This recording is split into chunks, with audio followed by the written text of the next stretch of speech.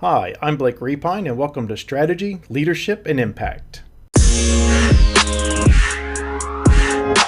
Welcome back, everybody, to Strategy, Leadership, and Impact. I'm your host, Blake Repine, and today what I really want to talk about is what is strategic thinking. There's been a lot of debate, I guess, about what exactly constitutes strategic thinking. If you Google it and look online or whatever, read research, whatever it might be, there's really not one generally accepted definition of what strategic thinking is. And a good example of this is actually, I was reading an article one day by Nina Bowman that was published in December 2016 in Harvard Business Review. And Nina starts out the article with an example of a performance review, basically. And someone was being told, you need to be more of a strategic thinker. And they thought about that and they said, what does that mean? And they said, the reply was, you need to think more big picture. That's only part of it. Again, that really doesn't explain to someone what it takes or what you need to do to be a strategic thinker. A very simplistic, definition of my view of what strategic thinking is, it's the ability to look toward the future and think about the future in relation to what you're doing now. And this could be within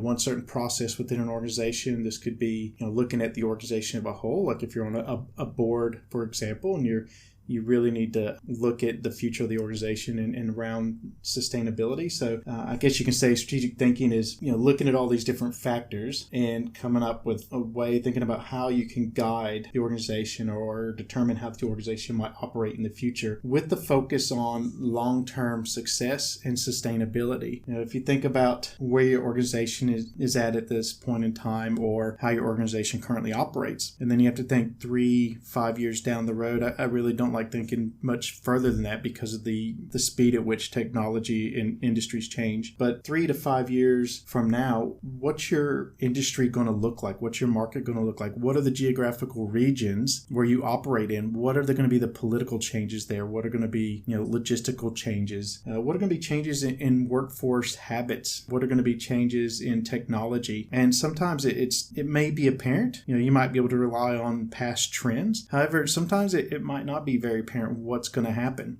But to be able to address changes as they come up, you really need to understand your organization now, understand what its capabilities are, what its assets are, and understand how to deploy those assets in order to meet these new things that might come up, or to be able to take advantage of new systems, processes, technology, whatever it is that might come up, new markets, new regions, look at changes there. But it also takes a bit of creativity as well. Just looking at a process and thinking about where it might go. You need to look at, cause and effect things, whatever. With the creativity, you can't look at strategic thinking as a checklist of things that you can easily tick off. You might have to be a bit creative because there's certain things now that we're using that 5 years ago, people had no idea would exist. I guess from a strategic thinking point of view, you need to understand process, procedures, things like that, but you also need to be a bit creative in how you can apply some of these as well. And then we come back, strategic thinking, another component of that is strategic decision making. And there's a multitude of decision making, models that you can look at. Again, try not to make it too much of a process or a checklist or something like that. The first thing you have to do is separate what is strategic and what is operational. Operational is very much can be considered the day-to-day activities, what you're doing, what you're managing. And like I said, in strategic determines the future. It determines, that's cause and effect relationships outside of your own little area, your own little portfolio, whether it be as a part of an organization or your organization, how it affects the rest of your market or the rest of your industry, whatever it might be. Actually changes over time, or you develop the ability to think strategically over time as your experience increases and as your knowledge about organizations and markets and things increases. So it's very similar to the effects that when you look at technical skills versus interpersonal skills, how early in your career, there's a big focus on your technical skills, and as you of course develop and you rise through the ranks, of organization and get higher, your reliance or your actual focus on technical skills lessens, but your focus on interpersonal skills increases. So same kind of thing. Whenever early on in the career, you might be very operationally focused, depending on what your role is within an organization. But as, of course, you grow and you gain experience and you move up the ranks and things, your viewpoint will actually become more strategic focused. You're not doing the day-to-day. You're making decisions about the future that affect the day-to-day. So you're kind of in your point in your career now. It's that transition that it can take, a year, 2 years, or even longer to really develop that and really realize that you're actually looking strategically, because it might happen so slowly. The problem is now, as you look at a lot of technical skills, particularly in professional services firms, where even at a very early stage in your career, you're actually looking at things from a strategic level versus an operational level, whereas 5-10 years ago, that might not be the same, because a lot of the manual tasks and stuff and the operational type tasks and procedures that you would normally do are being automated.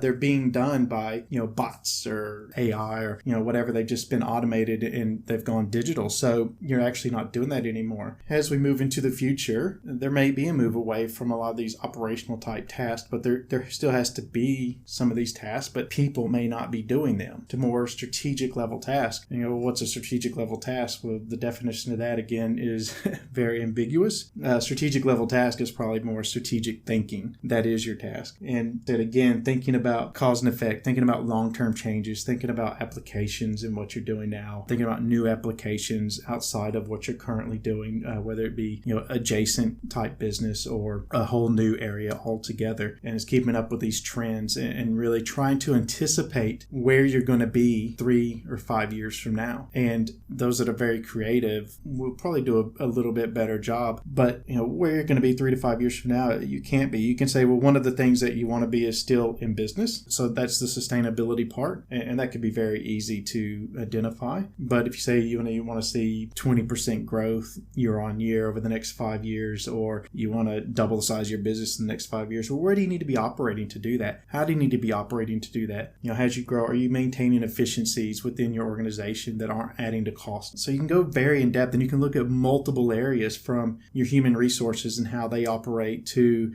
all your IT processes, your financial processes, systems and people, and that it can really be nearly overwhelming. But if you break it down sometimes into each kind of major area of your business, it might make it a bit easier to, look at. But whenever you do break it down like that, you do need to still look at how does this area of the business affect the rest of the business. Yeah, so that's basically a brief overview of my, thinking on what strategic thinking is. I said it, and it's going to be different for everybody. If you have any questions, comments, please feel free to email me at blakerepine@gmail.com. Or you could also go on to Anchor FM on that platform. If you're listening there, you can leave me a voice message, or just send me a message through LinkedIn as well. Just search my name, Blake Repine. You should find me. I believe I'm the only Blake Repine on LinkedIn. And feel free to connect too. Like I said, I welcome your feedback. And if there's anything you'd like for me to discuss or talk about, please, send me a request. Really like interacting with the audience here and getting some great ideas and getting, some thoughts out there and things. Anyway, I hope you have a great week, and we'll talk again next week. Thank you.